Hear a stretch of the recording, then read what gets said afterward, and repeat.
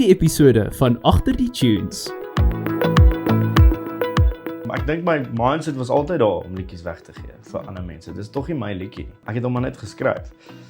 Dis definitief 'n op en af. Jy skryf iets en dink dit gaan werk, dan sit jy dit oor die toneel en kom agter, jy kort iets of dis heeltemal te veel. Dit was die perfekte liedjie vir die perfekte tyd vir die perfekte kunstenaar. As jy dit nie kan raak sien nie, dan moet jy maar eerder opgee.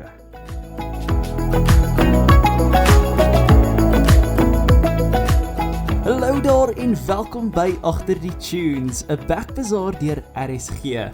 My naam is Barry Ferreira en ek is jou host hier op Agter die Tunes en ek sien so uit om weer saam met jou te kan kuier terwyl ons praat oor die musiekbedryf en alles wat dit laat tik. Nou, indien jy laasweek se episode van Agter die Tunes misgeloop het ons gepraat oor hoe musieksamestelling werk by 'n radiostasie. So as jy ooit gewonder het presies hoe word dit besluit wat se musiek word uitgespeel, gaan maak gerus daar 'n draai wanneer jy hier klaar geluister het. Maar in hierdie episode van Agter die Tunes is ek baie opgewonde want dit is half, wil ek sê, een van die kerndele van die musiekbedryf, die hele idee van 'n liedjie. Hoe word die lirieke geskryf vir 'n liedjie? En ek het nog altyd gewonder, wat gaan aan in die kop van 'n liedjieskrywer om seker te maak dat die liedjie op die ou einde van die dag is presies wat hy wil hê of sy wil hê dit moet wees. So dit is wat ons meer oor gaan uitvind in hierdie episode. Nou, ek gaan met twee mense gesels in hierdie episode van Agter die Tunes en ek is baie opgewonde om met beide van hulle te gesels. En die eerste persoon met wie ek bietjie gaan sit het is Marco van Deventer. Nou, jy sal hom ken as een van twee mense in die musiekgroep Ons en hy is nie net 'n liedjieskrywer vir hulle nie, maar inderdaad vir 'n hele paar Suid-Afrikaanse kunstenaars. En ons gaan dan hoor in terme van 'n meer generiese benadering teenoor hoe om 'n liedjie te skryf, as ek dit so kan noem. En die rede hoekom ek dit meer generies noem is omdat ek in die tweede helfte van die program met Elmero Welgemoed gaan praat en hy het liedjies geskryf vir nie jou tradisionele radio of stroomdienste nie, maar liewers vir 'n TV-reeks en dit is ook 'n hele ander tipe manier hoe om 'n liedjie te skryf. So ek het gedink dit sal 'n lekker oorsig wees in terme van hoe om liedjies te skryf waarna ek en jy gewoonweg sou luister op ons selfone en ook die wat ons luister op 'n TV-reeks, die music score gedeelte, as ek dit so kan noem. So kom ons skop die program af met ons eerste gas vir vandag. Nou is my groot voorreg vandag om saam met Marco van Deventer te gesels. Jy sal hom natuurlik ken as een van die sangers van die musiekgroep Ons, maar hy is veel meer as dit, of moet ek liewer sê, hy is by baie meer betrokke as net Ons. Want jy hou daarvan om 'n liedjie of twee te skryf, né? Nee. Ek doen. Dis die eerste liefde eintlik. Is dit? Ja, die res is eintlik maar 'n byproduk van dit, sou ek sê. Ja. So, my eerste vraag aan jou is wat ek gewoonlik vir al my gaste vra is, hoe gaan dit met jou? Lekker, dit gaan goed. Dit gaan regtig besig. Ek weet almal sê dit. Maar dit gaan besig, maar my pa het altyd hierdie ding, as iemand sê hulle is besig, dan sê hy, klaar jy of brag jy? Ja. Want dit is goed om besig te wees, maar ons sit in 'n interessante tyd op die oomblik in die musiekindustrie, soos jy kan imagine. So ons probeer dit navigate, ons is besig, maar dit is 'n lekker besig. Dit is 'n baie exciting tyd, dit is 'n tyd vir soos vernuwing, kanse vat. So met my gaan dit baie goed. Hoe gaan dit met jou? Vra mense jou ooit terug? Niemand vra my ooit nie. Nee, ek joke. Dit gaan baie goed. So dit is regtig my exciting om met mense soos jy te kan praat, soos om my passie ook te kan uitleef, net om letterlik oor musiek te praat. So met my gaan dit goed. Baie dankie. Ja. Lekker. Maar jy sê nou dis 'n interessante tyd in die musiekbedryf. So wat bedoel jy nou daarmee? So soos jy kan imagine, is ons in 'n tyd waar ons ek wil nie sê jy moet gewoond raak nie. Kom ons noem dit eerder waar ons moet leer om saam met AI hierdie industrie te deel. Ek weet nie hoe om dit beter te phrase nie. Ons is baie mense het geskrik toe AI musiek 'n ding begin word. Ek weet nie vir die luisteraars as julle nie weet nie. Dis RSG. Die KI musiekindustrie is nogal 'n groot ding. Daar's ouens soos Jackals wat baie goed doen en jy weet soos AI kunstenaars. En dis goed vir die taal, dis goed vir musiek, maar die tradisionele jy weet maniere van musiek maak, soos labels en jy weet die rol van die skrywer, moet ontwikkel nou saam met dit. Want ons kan of klaar daaroor of opgee of wat ook al, of ons kan kyk hoe kan ons AI ook as 'n, jy weet net as 'n tool gebruik. Ons gebruik dit verseker as 'n tool. Ja. oorspronklik bly, maar gebruik as 'n tool om op die trant te bly. Want die groot verskil is die AI musikante maak musiek vinniger en goedkoper. So as ons 'n manier kan kry om ons prosesse ook vinniger en goedkoper te maak, dan is ons nog steeds in dieselfde ballpark. So dit is nou maar net daai proses waaraan ons nou moet gewoond raak, 'n bietjie leer hoe die AI programme werk. Ja. 'n bietjie aanpas, maar ons vat dit vas, ons is nie bang nie. Nee, ek dink dis 'n hele gesprek op sy eie. So ek dink ons gaan dit maar vir nou daarso los, want ek dink ons baie om te sê. Ja, ek dink ons moet net nou raak iemand kom. Maar ek dink die musiekgogga wat jou nou gebyt het sekerlik gekom voordat AI daarso is. So Definitief. waar het dit vir jou begin? Jong, ek het nooit gedink ek gaan in die musiekindustrie wees nie. Maar ek het altyd gehoop ek kan 'n skrywer wees saam met wat ook al ek doen, 'n musiekskrywer wees. Want ek het nie gedink ek speel van 'n performer nie. Maar ons het in my huis het ons verseker, ek weet al die kunstenaars sê dit, maar ons het verseker met musiek groot geword. My pa het heeltyd musiek gespeel. My ma het musiek in haar bloed. Haar oupa en ouma en almal was musikaal. So ek het gehoop ek kan altyd deel wees van die musiekindustrie in die hoedanigheid van skrywery, net om te skryf. So toe het ek op skool begin skryf en eintlik op skool al baie kansse begin vat en vir kunstenaars, ek sal 'n kunstenaar DM en sê hoor ek het 'n song geskryf vir jou, wat niemand ooit geantwoord het nie. Maar dit was altyd die plan om eintlik vir ander kunstenaars te skryf. Dis glad dis nie 'n weird ding. Ek kry baie die vraag, dan sê mense, is dit nie vir jou moeilik om 'n liedjie weg te gee nie? Dan sê ek nee, want ek dink my mindset was altyd daar om liedjies weg te gee vir ander mense. Dis tog nie my liedjie nie. Ek het hom maar net geskryf. So dit kom al 'n baie lang tyd. Baie lang tyd en toe op universiteit het ek maar aanhou probeer vir kunstenaars musiek gee en so aan. En toe ek en Rouwey, dis nou ook 'n hele ander storie, maar toe ons gesaai is hier by Kuleski, toe was hier 'n skryfkamp. Kom ons noem dit so, waar jy nou spannetjies maak en dan sal een objective en sê kom al die spanne skryf nou oor hierdie wat ook al dit sou wees of oor hierdie topic. En daai dag toe het ek en Jerry Clomas, hy het ons gescout. Hy's maar my writing partner, hy doen aansaai. Toe het ek en hy die begin van Plaasdorp toe geskryf vir Christine. Ja. En toe van daar af toe sluit ek aan by Kuleski as 'n skrywer. Ja. En ja, die res is maar geskiedenis dink ek. Ja, nee, dis interessant om dit te hoor. En kan jy soos jou eerste soos 'n liedjie skryf ervaring onthou toe jy nog op skool was? Soos weet jy jou eerste liedjie benader? Ek onthou, dit is eintlik 'n goeie vraag. Ek onthou my heel eerste ek kan nie eens 'n liedjie noem nie, maar my broer het 'n liedjie begin sing. Ons was regtig klein nie. Ek praat van, ek dink ek was 8 of 9. Wow. Toe dink ek skool, toe skryf ek hierdie rap, ek skryf 'n rap vir sy liedjie. En vir een of ander rede onthou ek dit tot vandag toe nog. Ek dink dit was my eerste experience, maar toe het dit maar verander. Jy weet, die klassiek skryf 'n liedjie vir 'n meisie of so toe ek graad 7 was toe het my meisie daar dat ek het 'n meisie gehad in graad 7 wat ek gedink het ek mee gaan trou. Toe begin sy van 'n ou in graad 8 hou. En dis baie, dit maak jou baie seer want hy's in die hoërskool. Jou hart is gebreek. Jy het nie 'n chance nie. Ja, toe leer ek gitaar speel, toe sê ek gaan nou terugwen. Ek het nog nooit teruggewen nie. Maar van daar af het ek bietjie begin liedjies skryf. Ek het 'n lys van al my liedjies op 'n spreadsheet, maar dit was baie ongelooflik terrible. Regtig slegte liedjies. Maar mens moet hulle uitkry vir die beter songs kom. So dit kom al 'n lang pad. Ja. Maar ek kan nie spesifiek onthou, jy weet, hierdie was my eerste vol liedjie of so nie. Dis maar sulke snippets gewees dink ek. Okay. Wel, fast forward 'n paar jaar en nou is jy hierso waar jy liedjies skryf vir wat die kunstenaars wel jou DM's antwoord. Dankie tog. So ek wil so 'n bietjie gesels oor die liedjie skryf bedryf, as ek dit 'n bedryf kan noem. Soos hoe benader kunstenaars hierdie proses? Want nie alle kunstenaars skryf noodwendig hulle eie liedjies nie. So hoe lyk daai soos interaction? Ja, dis 'n interessante ding. Kyk, almal het 'n plek in hierdie bedryf.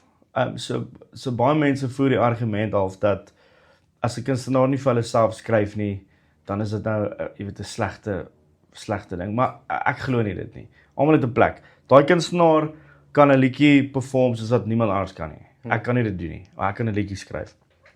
So wat tipies sal gebeur is, ons sal met 'n kunstenaar sit en jy weet, deur dit praat en half analise doen. Wat het jy nou net uitgebring? Waar is jy tans in jou lewe? Voel jy verlief? Voel jy hartseer? Is jy in 'n donker plek? Wat gaan aan? Is daar dalk topics wat jy self sal oor wil sing? Want die ding is, natuurlik gee mens partykeer vir 'n kunstenaar 'n liedjie wat hulle nie, jy weet, dis dalk nie iets wat tans in hulle lewe gebeur nie, maar dis altyd beter om iets authentic te skryf. Al het die kunstenaar nie self geskryf nie, maar dit gaan nog steeds oor hulle lewe. So ons sal sit met die kunstenaar en sê, okay, wat kan ons explore? En van daar af begin ons half net met konsepte rondspeel. Veral Jerick, wat ek nou gemention het, hy is nogal 'n soort van 'n concept king. Hy kom met die konsepte vorendag. Dan sal ons aan 'n nice konsep probeer dink. En van daar af verskil die proses maar altyd, maar wat die bedryf aanbetref, partykeer skryf mense net 'n liedjie en jy hoor, jy sê hierdie is 'n Demi liedjie, jy kan dit hoor. En dan pitch jy dit aan hulle en jy sê, hoorie, jy kan hierdie liedjie kry. En dan uit die aard van die saak vat jy al vir 'n writers royalty. Daar's 'n klomp tipes royalties, maar dis nou 'n hele tegniese ding. En ander kunstenaars skryf dit vir hulle self, of wat ook baie gebeur is, jy vind 'n writing partner met wie jy maklik skryf. Ek en Jerick skryf baie lekker saam met Rian Benardi. Ons vir een of ander rede klik iets net as ons skryf en dis lekker. Ander kunstenaars wil alleen skryf. En dis okay. Ironies genoeg wil ek ook eintlik net alleen skryf. Die enigste ouens wie ek eintlik kan skryf is saam met Jerick en soms Rian, maar as ons almal saam sit dan gebeur daar iets magic. So dis maar hoe die bedryf al werk. As 'n kunstenaar sê hulle het iets nodig of wanneer ons voel ons het iets om weg te gee, dan vat jy dit maar van daar af en dan probeer jy so diep as moontlik, jy weet, uit die perspektief van die kunstenaar kom, sodat dit nie net 'n produk is wat ons verkoop. Hier is ons 'n ding, vat hierdie liedjie en sing hom nie.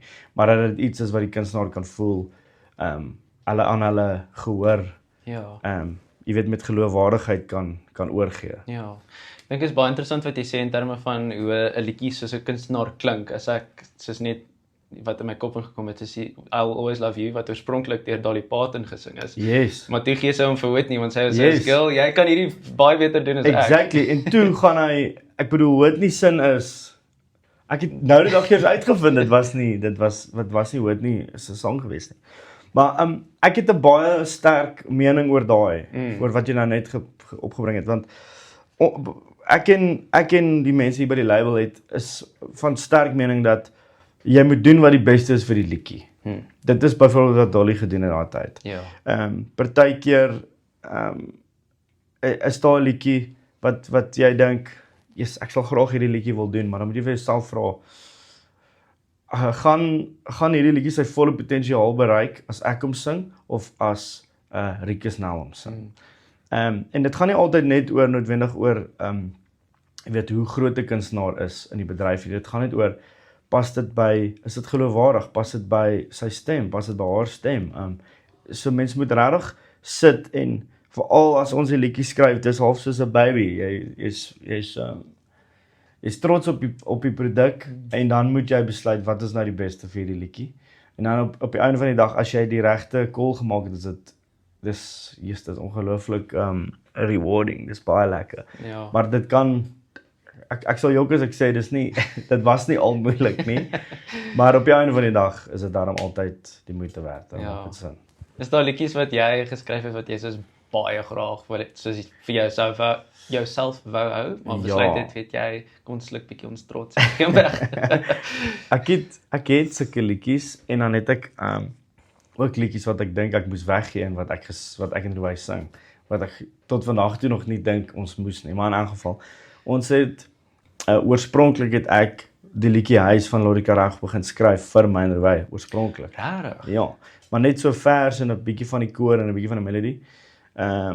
En toe Lorika inkom die dag en sy het 'n half 'n brief van wat sy wil hê en dit pas net perfek by die liedjie en toe dink ek kom ek maak net hierdie liedjie klaar met haar in gedagte. En dit was 'n groot fight eintlik gewees met my en Rowyn, nie tussen ons nie, maar 'n innerlike geveg want ons wou daai liedjie doen. Sure. Ek het hom immers vir ons eintlik begin skryf. Maar dit is 'n baie goeie geval van wat is nou die beste vir die liedjie. En ek dink dis 'n mooi liedjie. Ek glo vas hy sou nie naaste by doen wat hy gedoen het as ons hom gesing het nie. Ja. Dit is 'n liedjie wat in die tyd waar Lorika reg was en waar sy jy weet die tipe goed waar sy wil sing, die boodskap wat sy wil agterlos gegee die feit dat sy jy weet nou aftree, was dit net dit was die perfekte liedjie vir die perfekte tyd vir die perfekte kunstenaar. As jy dit nie kan raak sien nie, dan moet jy maar eerder opgee. En dit was oorspronklik nie lekker nie, maar weer eens toe die liedjie goed doen en toe ons haar kan ontmoet en kan sien wat die liedjie doen vir ander mense, dan besef jy dis gaan definitief nie oor my of oor Rowyn nie. Dit gaan oor 'n boodskap wat 'n mens moet uitstuur en daai boodskap gaan baie verder as die regte kunstenaar dit sing. Ja. Ja, sien jy, soos ek wou eintlik daaraan raak, so dis lekker dat jy dit nou opbring. Soos jy praat nou daarvan dat jy dit eintlik vir julle oorspronklik geskryf het. So hoe dit gevoel, want ek bedoel Lorika reg sy is 'n legende. Seker almal sal saamstem daarmee. So hoe dit gevoel dat sy gesê het soos jou liedjie is goed genoeg vir letterlik haar laaste album wat sy ooit gaan uitsit. Jesus nee, ek het dit nie geglo nie. Ek het gesê ek sal dit glo as die liedjie uit is. Ja. Want in hierdie bedryf, dis ook maar 'n ding. Mens speech liedjies, kunstenaars vat dit, hulle los dit, hulle vat dit weer, hulle verander dit. Dis 'n op en af proses. So toe Tannie Lorika sê sy gaan haar liedjie vat, toe stuur ek nog op my familiegroep op WhatsApp. Ek sê moet nou nie uitfreak nie. Daar's 'n moontlikheid dat sy hierdie liedjie gaan vat. Maar ons weet nie. Sy gaan heel waarskynlik nie. Want hoekom sal sy? Verstaan jy wat ek sê? En toe gaan tyd verby en ek probeer net rustig bly daaroor. Ek het nooit eers besluit sy gaan hom vat nie. Ek het net gedink, jy weet, as dit moet gebeur, die feit dat sy dit oorweeg en ek haar kon ontmoet, op sigself is genoeg vir my. Want dis nie enige iemand wat die voorreg gaan hê om nie net daar te ontmoet nie, maar eintlik 'n gesprekkie met haar te voer. Verstaan? Dit was genoeg vir my. Maar toe die dag nou kom en sy neem haar vocals op, toe begin ek agterkom, okay. En toe nooi hulle ons vir 'n klein dokumentêr. En toe besef ek wel, hulle kan nie dit nou terugvat nie. So toe, dis nou nog vir my seker die beste ding wat al ooit met my gebeur het. Dis die ding waarvoor ek die dankbaarste is. Dis die grootste genade wat ek ooit beleef het in my hele lewe. Ek dink nie ek sal dit ooit kan top nie en ek dink nie ek wil dit ooit top nie want sy's 'n ikoon, sy's die beste mens wat ek al ooit ontmoet het. Behalwe jou ma natuurlik. Behalwe my ma. Mamma is die beste. Maar ja, toe dit eventueel gebeur was dit baie verder as net 'n groot oomblik in my loopbaan. Dit was 'n deurbraak in my lewe eintlik, want dit kom van 'n lang tyd van weet nie eintlik wat ek gaan doen nie, weet sukkel bietjie, val bietjie rond, swat 'n bietjie, weet doen bietjie hierdie. So dit was iets in my brein het geklik daai dag. Dink ek waar ek besef het daar is niks is onmoontlik nie. As die Here vir jou iets bestem, dan gaan hy dit doen. Dis nie vir ons om te besluit nie, maar dit het my baie selfvertroue gegee. So kan dink. Dis nou nie om te diep te raak nie, maar dis baie meer as net dit is lekker om hierdie liedjie te skryf. Verseker. Ja. Yes, nee, ek dink dis is 'n massive fear in jou feather in your cap as ek daai gesê het. Dankie. Nee, ja, ek bedoel soos om te weet soos effectively soos jou hero. Dit gesê is jou liedjie is goed. Yes, ek kon dit nie glo nie. Maar weer eens, ek bedoel dit kom altyd terug op en veral in hierdie kamp by Kuleski, ons is oortuig daarvan dat liedjies skryf baie te doen het met is maar divine intervention. Ek glo musiek word geïnspireer. Ek glo dit vas. Want as ek nou hier sit en sê ek het hierdie liedjie uit niks uit opgemaak nie. Dis mos onmoontlik. Ja. Jy kan nie dit sê nie. So ons sit baie en ons spandeer baie tyd om uit te figure wat ons moet doen. En dan kom daar liedjies soos Huis wat ek glo uit die hemel uitkom en nie. Dis nie om te sê hoe goed ek dink die liedjie is nie. Dis om te sê hoe afhanklik ons is van divine intervention en van inspirasie van die Here af. Ons kan nie hierdie goed alleen doen nie. So dis ook hoekom ek sê dit altyd as 'n disclaimer.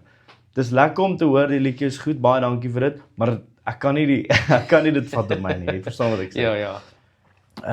En daar leer mense ook maar al 'n les uit daai hele ding uit dat as jy gaan begin dink, "Shop, ek is nou die beste skrywer."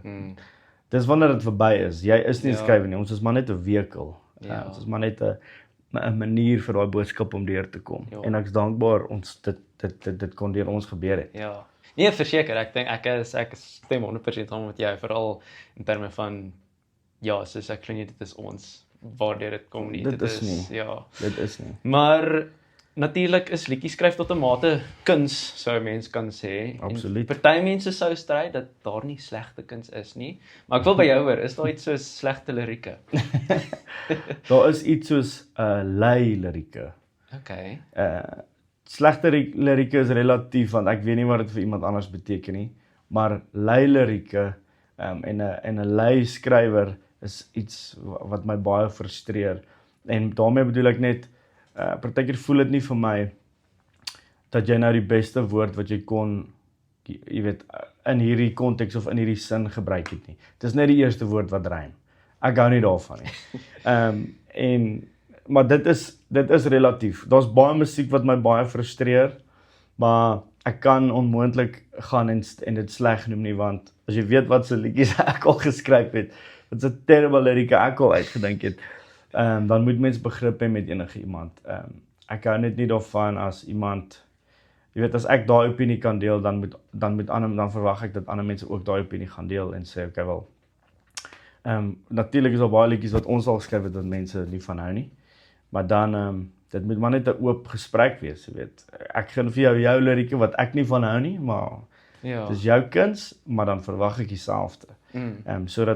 Dan moet maar vryheid wees, jy weet. Ons moet kan doen wat ons wil doen.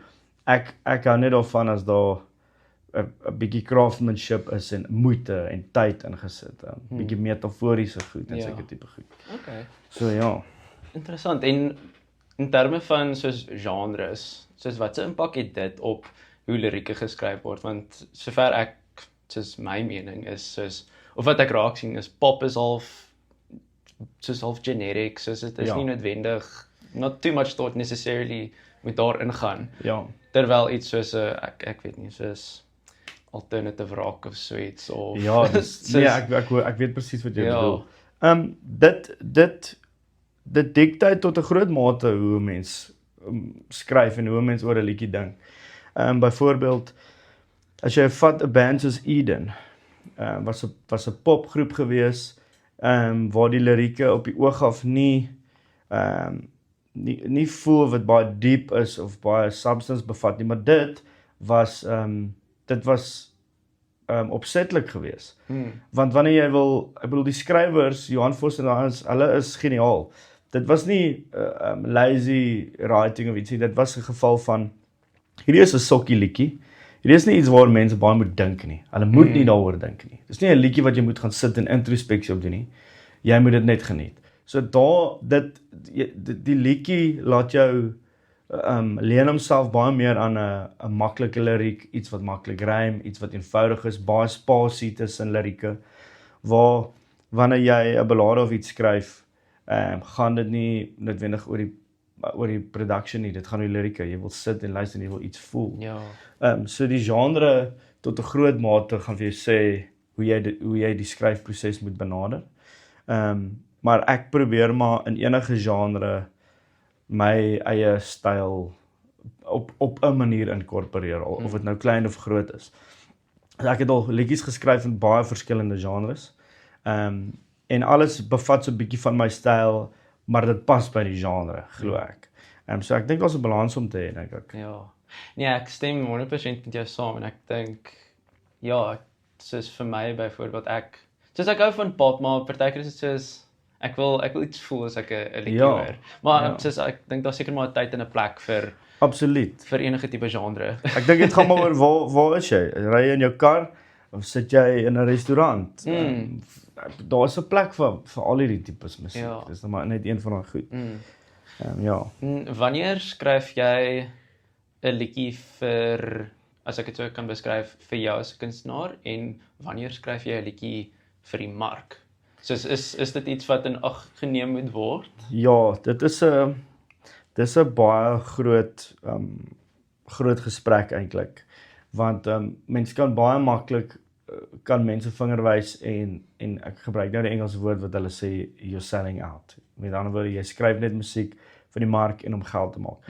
Ek glo vas daar is 'n middeweg. Daar's baie kunstenaars wat net musiek in hulle kamer maak en jy weet dis net hulle kuns en daar's niks fout daarmee nie, maar dan mag jy nou nie kla en sê jy weet maar niemand luister my musiek nie, want jy moet jou musiek jy daar buite sit, jy moet jouself daar buite sit. En daar's niks fout daarmee om vir 'n mark te skryf, maar nog steeds 'n goeie liedjie te skryf nie. Ek glo vas jy moet van die liedjie hou. Daar's geen musiek wat ons skryf vir 'n kunstenaar wat hulle sê ek hou nie van hierdie liedjie nie, maar weet jy wat, dit gaan vir my geld maak. So dit het nog nooit gebeur by ons nie en dit sal ook nie. As ons 'n liedjie skryf wat duidelik meer aanvaarbaar gaan wees vir die mark of 'n lekker treffende sokkie song gaan wees, dan sal daai kunstenaar wat sing daarvan hou. En daar's niks fout daarmee nie. Wat vir my baie frustrerend is as mense kom en sê, jy weet, jy doen dit net vir die geld, hoe kan jy van hierdie musiek hou? Dis nie vir jou om te besluit nie. Ek gebruik baie Plaasdorp as 'n voorbeeld. Dit is 'n popliedjie wat baie goed gedoen het in die, jy weet, in die breër mark. En ek hou van hom. Ek luister daai liedjie. Ek kan nie eerlik sê ek luister daai liedjie in my kar. Ja. Ek luister hom alleen. Ek hou van hom. So daar gaan baie vingers gewys word na jy skryf dit net vir die mark en jy doen dit net vir geld. Wel, jy moet 'n middeweg, daar moet 'n middeweg wees. Ons is nie hier om jy weet dis kuns, maar jy kan daai kuns aanwend om vir jouself 'n lewe te maak. Niemand wil sukkel en krepeer, maar jy's dankie tog, my musiek is regtig kuns. Wat beteken dit? Verstaan? As ons dan sê musiek is kuns, dan beteken dit my musiek is ook kuns en jou musiek is ook kuns. Dit beteken nie omdat jou nou nie geskryf is vir 'n groot mark, dis meer kuns as myne nie. Dit is nie 'n argument wat mense met my kan voer nie. Natuurlik skryf ons liedjies om by soveel as moontlik mense uit te kom. As ons nie het nie, sal ons 'n fout maak en ons tyd mors. Want dit kos geld om musiek te maak en dit is lekker om 'n lewe daar uit te maak. Maar jy kan nie as niemand na jou musiek luister nie. So daar's 'n middeweg. Ek dink jy sal in jou hart weet wanneer jy die verkeerde besluit neem en daai liedjie gaan waarskynlik nie so goed doen nie want mense kan half aanvoel wanneer dit nie uit 'n regte authentic plek uitkom nie. So dis my take op dit. Dis 'n baie unpopular opinie, maar ek gee nie regtig om nie. Ek sal mense nogals beklei op dit. Ja, ek dink soos jy sê, dis maar daai middeweg om te besluit soos wat pas die beste en soos vir jou as kunstenaar natuurlik gaan dit ook baie daarvan afhang. Maar wie dink jy, dit hoef nie noodwendig 'n Suid-Afrikaanse kunstenaar wees nie, is 'n uitmuntende liriekskrywer? Sure. En hoekom? Ek het baie sulke kunstenaars. Ek's 'n baie groot aanhanger van John Mayer. Ek dink hy's uitstekend.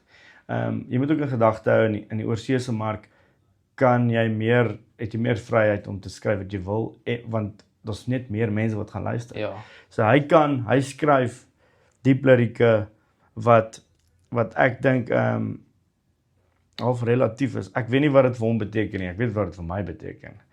Dit is waarskynlik nie dieselfde ding nie. Ek hou van mense wat sulke lirieke skryf. Ek het onlangs 'n ouetjie ontdek, letterlik gister. Sy naam is Thys Nortjee. Weet jy hoe goed skryf daai ou? Hy skryf baie goed. My writing partner Jerry Glauber skryf baie goed en hy het nogal 'n oor vir die industrie. Hy kan vir jou sê, as ek na 'n liedjie na hom toe vat en hy sê nee, hy weet nie, dan sê ek dadelik, want hy's nie altyd reg nie, maar hy's meeste van die tyd reg. Ja.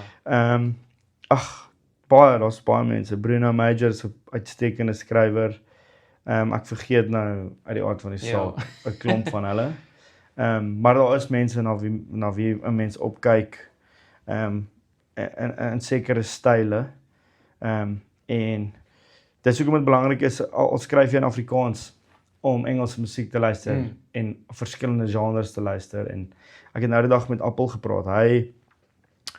Hy alhoewel hy baie lief is vir Afrikaanse musiek, luister hy nie. Hy luister hoofsaaklik Engelse musiek, want ons moet ons horisonne verbreed. En dis nogal 'n tip wat ek by hom gevat het. Want dis crucial. Dis hoekom ons luister na die John Mayers en die Michael Bublé's en ek het groot geword met Michael Bublé en met Michael Jackson wat wêrelde uitmekaar uit is. En ek's nou nog dankbaar my ouers het my daai twee wêrelde gewys. Want ergens skep jy jou diskografie in jou kop. En dis hoe jy besluit hoe jy gaan skryf. So ja, daar's 'n relatiewe antwoord. Ek sal nooit kan ophou eintlik nie. Ja, nee, ek dink daar's so baie amazing liedjie skrywers. Soos vir my, soos Coldplay se lirieke, soos it's different. It's different. En ja, en ook ek het onlangs Steven Wilson Jr. ontdek. O ja. What a guy. Yes, daai country. Ek's 'n massive Morgan Wallen fan ook. My heerlikheid. Hy is uitstekend en hy het 'n span van 3 skrywers, hulle is pelle. Ek volg hulle like op social media en goed.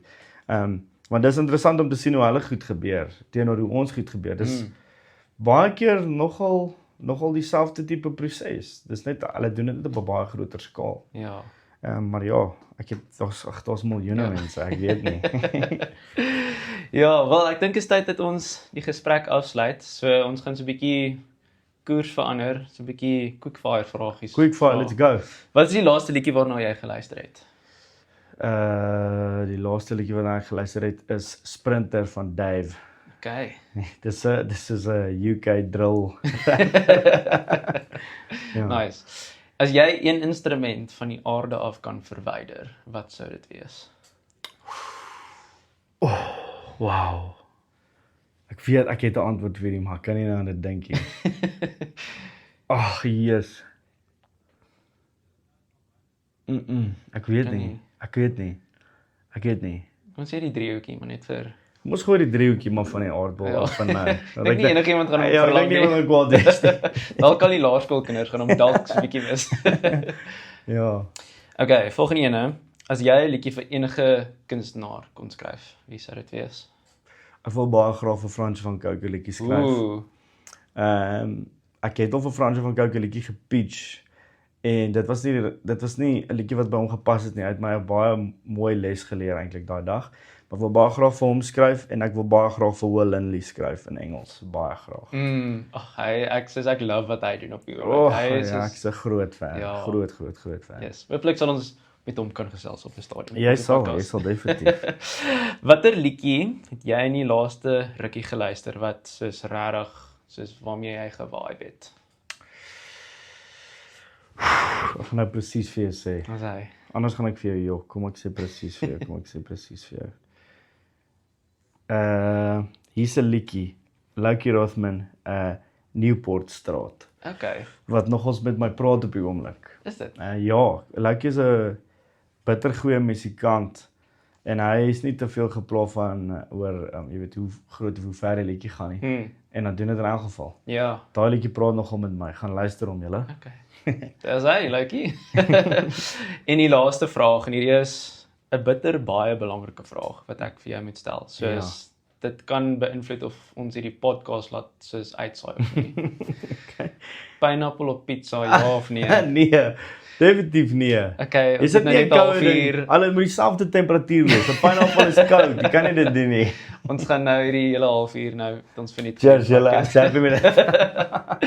Cool, Markie. Dankie dat ek met jou vandag kon gesels het. Dit was vir my regtig soos insiggewend geweest om met jou te praat. Ek sê maar ek gesels dit aan, maar dankie vir die geleentheid. Dis hoekom ons hier is. So baie dankie, waardeer dit regtig baie. Dankie vir die geleentheid.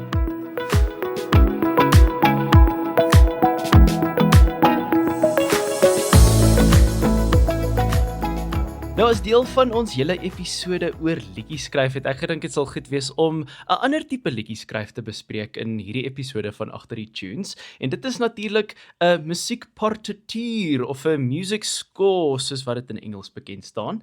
En om hierdie te bespreek het ek iemand aan die hande gekry wat onlangs enige geskryf het of 'n hele reeks liedjies geskryf het moet ek liewer sê en dit is geen iemand anders as Almero Welgemoed nie. So Almero, baie dankie dat ek met jou kan gesels hier op Agter die Tunes vandag. Dankie, dit is my baie lekker om met jou te gesels. Ja, so my eerste vraag aan jou is, hoe gaan dit met Almero? Dit gaan goed, baie dankie dat jy vra. Dit gaan goed, baie besig. Ons is nou net so reg in die middel van die naproduksie van Een keer om die son seisoen 2. En ek het 'n dogtertjie van so 'n jaar en 'n half, so tussen daai twee projekte ek kry nie veel tyd om te slaap of iets anders te doen nie. So dit gaan baie besig, maar baie goed. Ons is baie dankbaar vir die werk. Ja, nee, verseker en ek dink is opwindend om spesifiek hieroor te gesels. So natuurlik is jy 'n kunstenaar in jou eie reg. So was hierdie soos music score skryf altyd iets gewees wat jy wou doen toe jy jou loopbaan as 'n sanger en 'n liedjieskrywer begin het? Snaaks genoeg, ja, dit was eintlik die heel eerste musiekdroom, wil ek amper sê. Ek het in graad 11 afgekom op 'n paar onderhoude met Hans Zimmer, wat nou natuurlik 'n groot musikant is. Oor see en hy het baie klankbane gedoen vir byvoorbeeld The Lion King en sulke groot films. En ek het 'n paar onderhoude van hom gesien en onmiddellik gedink, die man is baie eksentriek en hy doen iets wat ek wil doen. En toe ek het met 'n paar mense gepraat daaroor en snaaks genoeg het iemand vir my gesê daar's geen werk daarvoor in Suid-Afrika nie. Mens sal 'n ander rigting moet kry. Dalk as jy gelukkig is, gaan jy so 1 of 2 projekte kry. En toe het ek so bietjie van koers verander, toe ons bietjie meer in die filmproduksie en ook musiek soos wat die publiek dit kan luister op streaming platforms, my eie albums en so aan. Ons het dit toe gedoen. En soos wat die lewe maar sy snaakse draaie vang, is ek toe gelukkig genoeg om op die eind weer by die oorspronklike droom te kan uitkom. Ja, sure, en dit is is vir my interessant om te hoor, soos ek sê dit dan vir elke episode, maar om almal se storie te hoor om waar hulle op hierdie punt van hulle lewe kom om die projekte te doen wat hulle doen, is vir my altyd interessant, maar jy het nou genoem dat jy nou onlangs, of jy nog steeds op hierdie stadium betrokke is by die 2de seisoen van Een keer om die son, maar jy was ook betrokke natuurlik geweest by die 1ste seisoen, so hoe het dit gebeur dat jy nou deel geraak het van die reeks as die skrywer van die temalied en al die musiek wat nou betrokke is by die reeks? Ek het 'n vorige projek gedoen saam met die lynvervaardiger van Een keer om die son, Dani Bester. Hy is van The Film Factory, wat heelwat films en reekse vervaardig in Suid-Afrika. En ons het voorheen saamgewerk op 2 films, waarvoor ek die musiek gedoen het, die score, of soos wat jy my geleer het, die partituur. En baie lekker gewerk en hy het my toe Desember 2023 gebel en gevra, Ivan en Donnelly is besig met 'n nuwe Afrikaanse reeks vir Kyknet en hulle soek iemand wat die musiek kan doen en ek het toe onmiddellik natuurlik ja gesê, baie opgewonde en soos wat die gesprekke ontwikkel het en ons bietjie saam gedink het oor wat die reeks benodig in terme van musiek, het ek voorgestel dat ons vir elke episode ook 'n oorspronklike liedjie skryf. So buiten die musiek wat jy hoor in die tonele deur die reeks, het elke episode ook, daar's 'n magdom op hierdie stadium. Ek dink daar's nou 24 oorspronklike liedjies geskryf vir die reeks al. En mens hoor 'n nuwe een in elke episode. So dis beide 'n uitdaging en ook 'n groot net 'n lekkerte om te kan skryf. Nie net musiek nie, maar ook lirieke vir hierdie amazing storie. Ja, wow, ek nie besef dit is soveel liedjies wat jy skryf nie. So en sover ek weet is dit nie baie reekse of ek is verseker nie bewus van baie Afrikaanse reekse ten minste wat daai tipe ek wil sê 'n belegging maak in soveel liedjies of soos 'n liedjie vir elke episode nie. So ja, dis nogal in terme van massa liedjies skryf, hoe het jy dit ervaar? Snaaks genoeg was dit ek dink die uitdaging is definitief in hoeveelheid, maar net omdat ons deadlines so ongelooflik naby aan mekaar is. Ons het omtrent 'n week per episode. En om dit so te voorkom dat ons vasbrand, het ons voor hulle begin verfilm het al met elke seisoen begin om musiek te skryf. Wat bietjie eienaardig is maar wat vir my baie lekker is, want ek skryf dan musiek uit die teks uit. En dit maak dit baie lekker. Mense weet nie noodwendig hoe dit gaan lyk op die eind nie, maar jy volg so half die verhaal en die hart van die karakters om die musiek uit te skryf. En daai deel is my ongelooflik maklik. Die verhaal is so ryk aan karakters, inspirasie, gebeure. Ek dink ek gaan nog so 'n hele paar jaar een keer om die son musiek skryf, al kom dit nie uit in nog 'n reeks nie. Maar dis regtig, die inspirasie is volop. Die storie is vir my amper so bietjie soos die handleiding of die Bybel vir die musiek. En is so ryk aan onderwerpe en temas wat vir my ook na in die hart lê. En dan maak dit lekker maklik om lirieke daarvoor te skryf. Ja, ek dink soos jy nou natuurlik wat baie daarvan hou om liedjies te skryf, ek dink dit pas jou dan goed om hierdie tipe van projek aan te pak. Ja, maar hoe benader jy die skool van 'n reeks in vergelyking met 'n gewone liedjie te skryf? Soos, wat is alles wat jy in ag moet neem om half die regte eindproduk te kry op die einde van die dag? Ja, dit is nogal 'n uitdaging om musiek te skryf en nie noodwendig die konvensies wat ek ken is van toepassing op normale musiek wat 3 minute lank is en ons 'n verskoor, brug, laaste koor. En in die geval moet jy die toneel volg, so wat gebeur in die verhaal of in die episode, moet jy so half bietjie omsit in musiek. En dan moet jy op 'n manier dit kan of ondersteun. Mens moet dit soms moet jy dit bietjie masker. Jy moet dalk pretmusiek insit as 'n karakter hulle hartseer probeer wegsteek of iets soos dit. En soms kan jy vir die gehoor 'n bietjie van 'n leidraad gee van wat kom. Dalk 'n paar donker geluide in terme van musiek wat vir die gehoor kan laat weet, hier broei iets. Of jy moet hulle om die bos lei. En jy moet vir hulle laat dink alles is goed en wel en besig om goed af te loop waar 'n karakter dalk iets wegsteek. So dis 'n ingewikkelde ding om eerstens te bepaal wat die rol van die musiek is. In elke film en verhaal is dit anders. Soms kan 'n mens net 'n klankbaan gebruik en reeds bestaande musiek oorgooi en dit werk want dit is dalk 'n pret verhaal. Dis dalk 'n verhaal wat ek dink nou sommer net dadelik as mense 'n liedjie hoor en dan dink mense dadelik, hierdie sal nou so lekker werk op 'n roadtrip film. Partykeer het 'n mens net so tipe musiek nodig. So dis daai balans wat 'n mens moet agterkom en dis definitief 'n op en af. Jy skryf iets en dink dit gaan werk, dan sit jy dit oor die toneel en kom agter, jy kort iets of dis heeltemal te veel. En dan moet jy ook nie bang wees om soms geen musiek in te sit nie. Dit is ook my keuse. Sure. Waar die gehoor niks hoor nie, is doelbewus en intentioneel gekies. Ja. Ja, en ek dink soos wat jy nou gesels in terme van half waar 'n sekere styl van musiek, of dit nou upbeat is of so 'n bietjie stadiger of so 'n bietjie angs te broei, soos al daai goeters is deel van op die einde van die storielyn van die reeks. En ek het ook nou die dag 'n video gekyk van Hans Zimmer en hy het gesê dat hy 'n music score slegs in een woord beskryf as storie. So, hoe ervaar jy dit?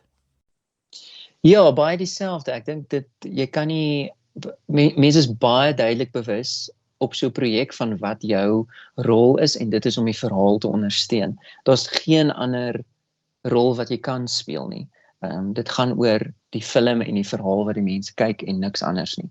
So mense kom dadelik agter as jy besig is om iets te doen wat nie dit so half ondersteun en getrou is aan daai rol nie, dan kom jy agter iets pas nie baie lekker nie. En musiek is storie, dis emosie en ek dink dis wat dit so mens kan die twee nie eintlik skei nie in, maar ek hou net van films as al mooi musiek in is. En ek dink dis omdat musiek en stories wat ons in film of reeks sien, so emosioneel belaai is. Of dit nou 'n wonderlike happy emosie is, of dit 'n swaar, hartseer emosie is. Die emosie is wat die storie vorentoe dryf. En musiek is eintlik maar net emosie. Ja, nee, ek dink dis so goed gesê en ek persoonlik as ons nou praat van Hans Zimmer en ek gaan hom weer noem naby aan die einde. Ek dink hy is seker een van die mees bekendste music score skrywers van ons leeftyd sekerlik, maar net daai soos hoe musiek kan bydra tot 'n sekere scene is ek onthou soos net iets wat vir my baie bygestaan het is met die laaste James Bond fliek No Time to Die, daai laaste scene al waar James Bond nou dood is en daai stuk musiek Final Ascent was net ongelooflik geweest. So ek dink ja, soos sit julle baie tyd in om half te sien hoe kan hierdie musiek 'n sekere emosie opwek? Ek dink wat dit in die geval eerstens het ons nie baie tyd nie, wat natuurlik help dat mense die dinge oordink nie, maar dit is ook 'n baie intuïtiewe proses, so ek volg my intuïsie en net my eerste instink, en dan gaan dit deur 'n proses waar die editor daarmee werk, en dan op die ou end moet Ivan, die regisseur van die reeks, ook daarna kyk, en grootliks stem ons intuïsie ooreen. Partykeer is daar 'n nota om te dink, hier kan dalk iets meer, of dalk iets minder. En dan kan 'n mens dit verander, maar weer eens, as mens die verhaal volg en die emosie van die toneel volg, dan kan 'n mens eintlik nie verkeerd gaan nie, omdat dit so, ek dink, met 'n reeks en 'n film, die medium waarmee jy die storie vertel, is so gefokus op die emosie van die toneel, want die gehoor moet saam met hierdie karakters gaan en voel en ervaar. So die emosie is ten alle tye in die voorgrond van wat jy sien. En dan maak dit maklik om te weet in watter rigting met die musiek om te gaan. Ja, okay, nee, dis ja, interessant om dit te hoor.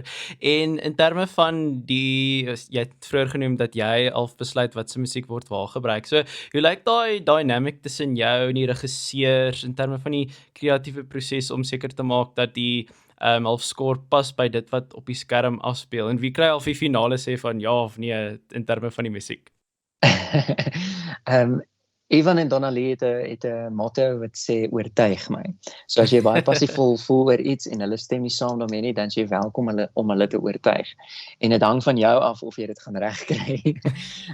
So ek dink ja, Ivan het definitief die finale sê, hy het ook die finale hy het die oorhoofse prentjie in sy kop. Ek kyk dalk soms vas in tonele of musiek cues of oomblikke, waar hy die groot werk het om als in een hand vas te hou.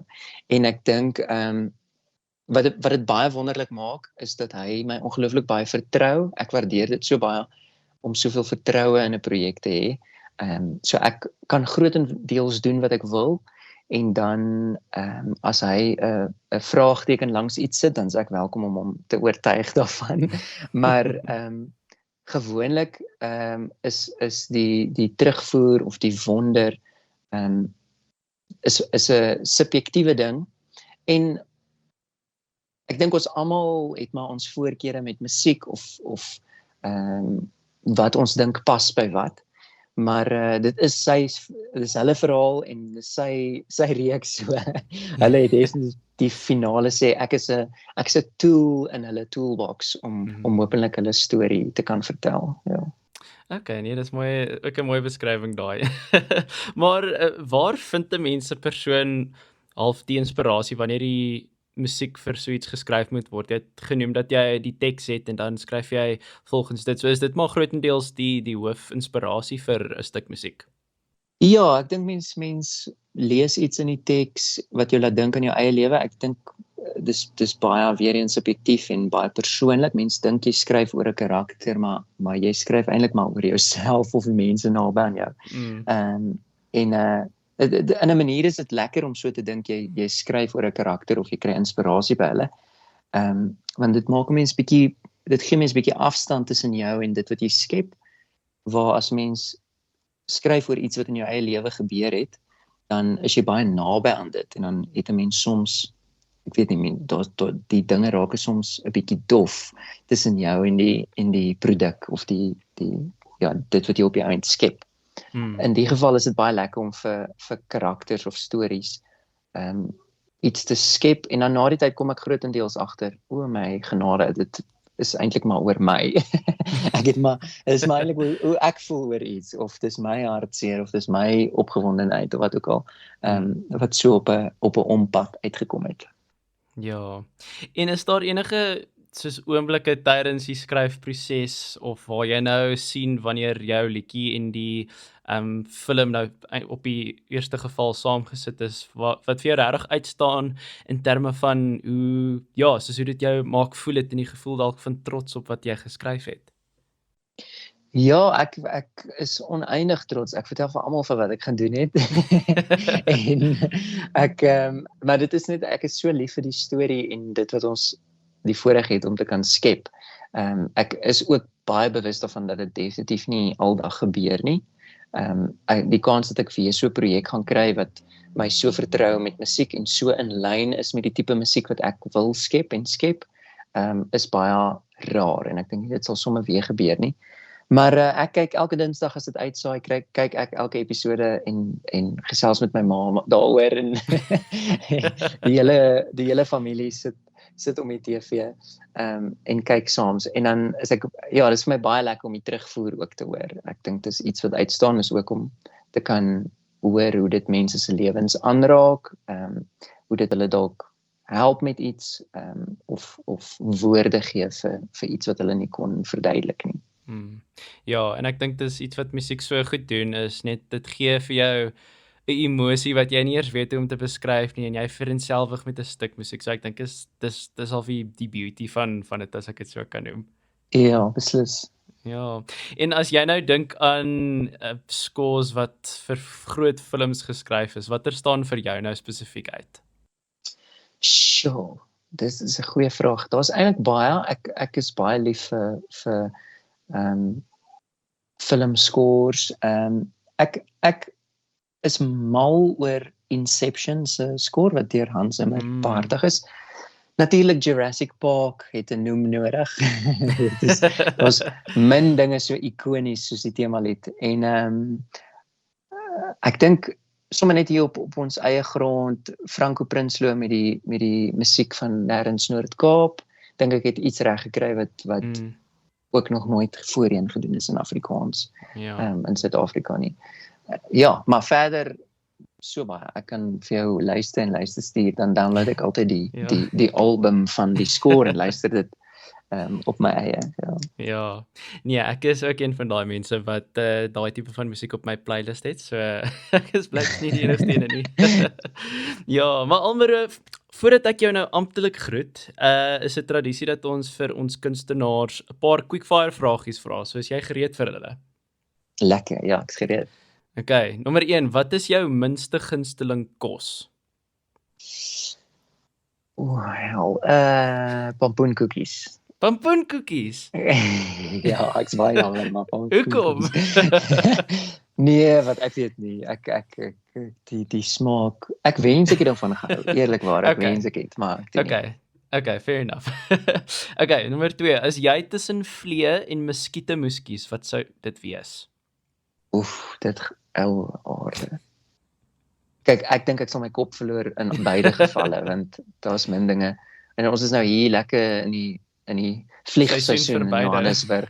Ja, so dit is nie ek dink ek sal muskiete kies. Hulle kom daarom net in die nag uit en ons het 'n muskietnet wat oor ons bed hang. So jy kan hulle weghou. Logiese besluit daai. I like it. Ja. En nommer 3, as jy met enige kunstenaar kon saamwerk, wie sou dit wees? Sure. Afrikaans, Suid-Afrikaans of enige iemand.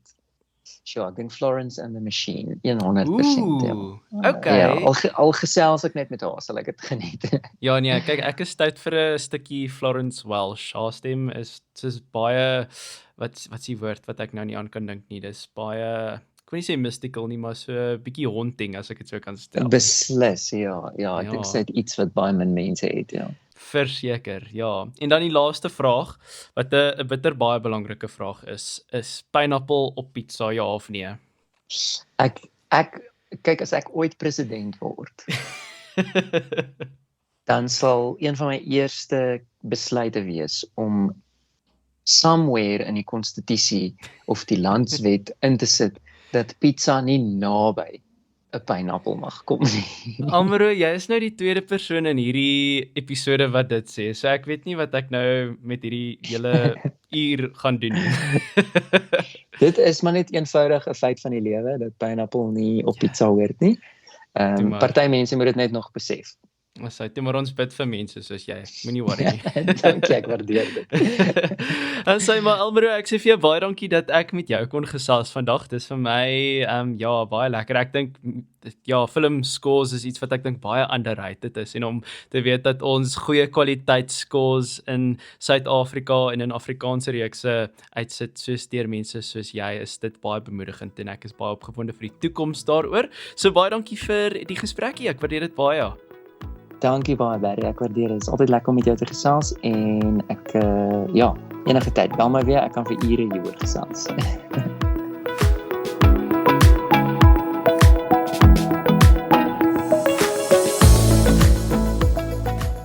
Dit was Agter die Tunes gewees, 'n Backbazaar deur RSG. My naam is Barry Ferreira en ek hoop jy het lekker saamgeluister. As jy die potgooi geniet het, laat weet ons gerus in die comments en gooi ook sommer 'n thumbs up terwyl jy daar is. Onthou ook om die potgooi te deel met al jou vriende en sommer jou vyande ook. Jy kan gerus RSG gaan volg op Instagram sowel as Facebook by @RSG_1004FM om op datum te bly met al ons Backbazare. Ons wil ook graag weet waaroor en met wie jy wil hê ons mee moet gesels op Agter die Tunes. Laat weet ons gerus hier of stuur vir ons 'n e-pos by info@rsg.co.za. Tot en met volgende keer, mooi bly.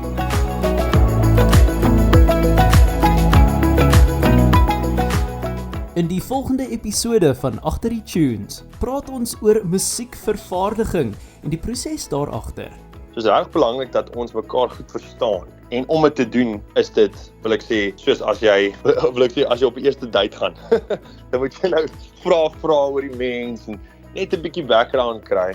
Ouer musiek is altyd beter.